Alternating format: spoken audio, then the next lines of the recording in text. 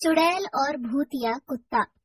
एक बार की बात है, सोनपुर नाम के एक छोटे से गांव में सभी गांव वाले रात को चैन से सो रहे होते हैं।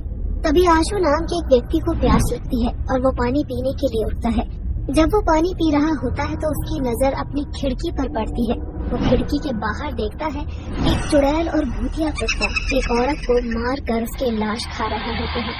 ये देखकर आशु के रोंगटे खड़े हो जाते हैं और वो जोर से चिल्लाता है।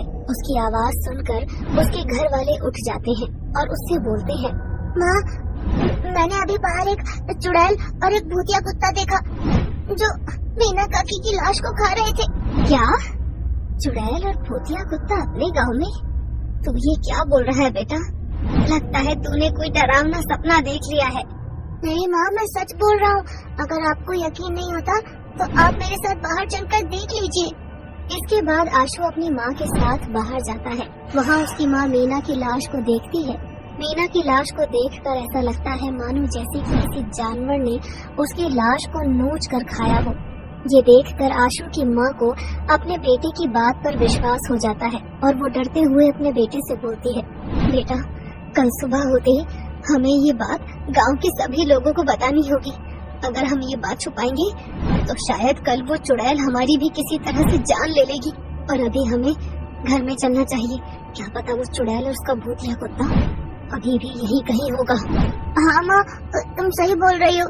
इतना बोलकर वो दोनों अपने घर में चले जाते हैं और अगले दिन गांव वाले मीना की लाश देखकर उसकी मृत्यु पर शोक जताते हैं। वहीं आशु और उसकी माँ सभी गाँव वालों को चुड़ैल के बारे में बताती है। चुड़ैल के बारे में सुनने के बाद गांव के लोग बोलते हैं, क्या हमारे गांव में किसी चुड़ैल का साया है? हे भगवान, ये कैसे हो सकता है?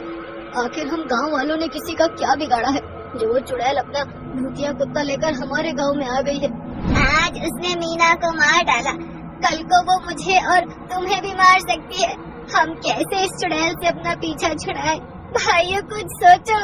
तुम सही बोल रहे हो बेटा, अब हम सबको मिलकर कुछ न कुछ करना पड़ेगा।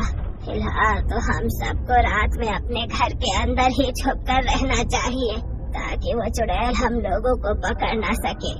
जिसके बाद सभी गांव वाले मंदिर में जाते हैं और भगवान से प्रार्थना करते हैं। पूरा दिन ऐसे ही बीत जाता है और शाम हो जाती है। रात होते ही सभी गांव वाले अपने घर का दरवाजा बंद करके अपने घर में सोने के लिए चले जाते हैं। रात के 2 बज रहे होते हैं और अब आधी रात को वो चुड़ैल अपने भूतिया कुत्ते के साथ गांव के अंदर आती है और वो देखती है कि गांव के सभी लोग आज अपने अपने घरों के अंदर सोए हुए हैं। आज एक भी ऐसा इंसान नहीं था जो अपने घर के बाहर या आंगन में हो।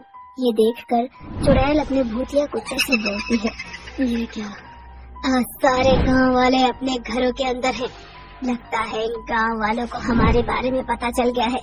इन्हें क्या लगता है कि ये अपने घर में छुप कर बैठ जाएंगे तो हम इनका कुछ नहीं बिगाड़ पाएंगे। हम इन्हें इनके घर के अंदर से बुलाकर मारेंगे और अगर फिर भी ये अपने घर से बाहर नहीं निकले तो इनके घर में घुस कर इनको मारेंगे। हाँ मेरे शेर, मैं समझ गई तुम क्या कहना चाहते हो। तुम यही कहना चाहते हो ना कि मैं अपना वेश बदल के लोगों के घर का दरवाजा खटखटाऊं और उनसे मदद की भीख मांगूं। और जब मैं ऐसा करूंगी तो कोई न कोई जरूर बाहर आ जाएगा मेरी मदद करने को, और जब वो बाहर निकलेगा तब हम अपना शिकार कर लेंगे, है ना? अब चुड़ैल ऐसा ही करती है, परंतु इस बात से बेखबर चुड़ैल की सभी गांव वाले उसको देख रही हैं। वो चुड़ैल अपना रूप बदल लेती है और एक सुंदर लड़की का रूप ले लेती है और वो राजू के घर की ओर जाती है। चुड़ैल राजू के घर का दरवाजा जोर जोर से पीटती है और बोलती है, कोई है? प्लीज मेरी मदद करो, नहीं तो वो चुड़ैल मुझे मार डालेगी। प्लीज दरवाजा खोलो, कोई मेरी मदद करो। चुड़ैल की आवाज सुनकर राजू अपने घर में बैठा खुद से बोलता है, इस चुड़ैल को मैं ही मिला था क्या जो ये मेरे घर का दरवाजा पीट रही है? हे भगवान, अब क्या करूं? कहीं ऐसा ना हो कि ये दरवाजा तोड़कर मेरे घर के अंदर घुस जाए। हे प्रभु, मेरी मदद करो। काफी देर तक चुड़ैल राजू के घर का दरवाजा पीटती रहती है पर राजू बाहर नहीं आता। जिसके बाद चुड़ैल अपना भूतिया कुत्ता लेकर वहाँ से चली जाती है चुड़ैल के वहाँ से जाते ही राजू दरवाजा खोलता है और बाहर आता है। चुड़ैल अपने भूतिया कुत्ते के साथ फिर से वहाँ आ जाती है और राजू को मार डालती है। ये देखकर सभी गांव वाले बहुत ज्यादा डर जाते हैं। तो वही चुड़ैल राजू को मारकर अपने भूतिया कुत्ते के साथ गांव से चली जाती है। अगली सुबह फिर से सभी गांव वाले आपस में बात कर रहे होते हैं और बोलते हैं, अरे ये चुड़ैल तो बहुत ही ज्यादा खतरनाक है, हम सबको इससे जल्द से जल्द छुटकारा पाना होगा। तुम सही बोल रही हो बहन, इस चुड़ैल और उसके भूतिया कुत्ते से हमारी एक ही इंसान जान बचा सकता है और वो है पहाड़ी वाले कालू बाबा। हम सबको कालू बाबा के पास जाना चाहिए। इतना बोलकर वो सभी औरतें कालू बाबा के पास मदद मांगने के लिए जाती हैं और कालू बाबा उन सभी गांव वालों की मदद के लिए मान जाते हैं। रात को कालू बाबा गांव वालों के गांव में जाते हैं। जैसे ही रात के 2 बजते हैं, चुड़ैल अपना भूतिया कुत्ता लेकर उस गांव में आती है। कालू बाबा उस चुड़ैल का सामना करते हैं। बाबा को देखकर चुड़ैल बोलती है, बाबा तू यहाँ से चला जा, तू इस गांव का नहीं है।